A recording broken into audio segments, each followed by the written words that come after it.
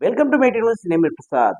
ప్రజా పాలన, ప్రజా ప్రణాళికలో భాగంగా రాష్ట్ర వ్యాప్తంగా కూడా ఈరోజు అన్ని గ్రామాలలో కూడా ఈరోజు మహిళా సంఘాలతో కలుపుకొని, ప్రజలతో కలుపుకొని ఇలా ఏదైతే గ్రామాలలో పెద్ద ఎత్తున కూడా ఈరోజు ప్రభుత్వం ఏర్పడి 2 సంవత్సరాల 5 నెలలు అయినప్పటికీ అభివృద్ధి దిశగా ఎలాంటి పాలన అందిస్తున్నాం, ఎలాంటి అభివృద్ధి కార్యక్రమంతో ముందుకెళ్తున్నాం, ఎలాంటి అంశాల మీద ప్రజలు ఇబ్బందులు పడుతున్నారు అనే కార్యక్రమం మీద రాష్ట్ర గవర్నమెంట్ తీసుకున్నటువంటి ప్రతిష్టాత్మకంగా ఈ ప్రజా పాలన, ప్రజా ప్రణాళికలో భాగంగా అన్ని గ్రామాలలో, అన్ని మండలాలు, అన్ని మండల హెడ్ క్వార్టర్‌లో కూడా ఈరోజు గ్రామ సభలు ఏర్పాటు చేశారు. దీంట్లో ముఖ్యంగా అధికారులు, అట్లాగే ప్రజల చేత ఎన్నుకోబడిన ప్రజా నాయకులు, ప్రజలు, యువకులు, యువతులు పెద్ద ఎత్తున కూడా ఈ కార్యక్రమంలో పాల్గొని గ్రామాలలో జరుగుతున్నటువంటి అభివృద్ధి కార్యక్రమాల మీద, లేకపోతే వాళ్ళకి ఏదన్నా సమస్య మీద ఇబ్బంది పడుతున్న తరుణంలో అధికారుల దృష్టికి, అట్లాగే నాయకుల దృష్టికి తీసుకొచ్చే ప్రయత్నంలో ఈ భాగాన్ని ఏదైతే ప్రతిష్టాత్మకంగా తీసుకున్న రాష్ట్ర ప్రభుత్వం, ఏదైతే కాంగ్రెస్ ఏర్పడి 2.5 సంవత్సరాలు అయినప్పటికీ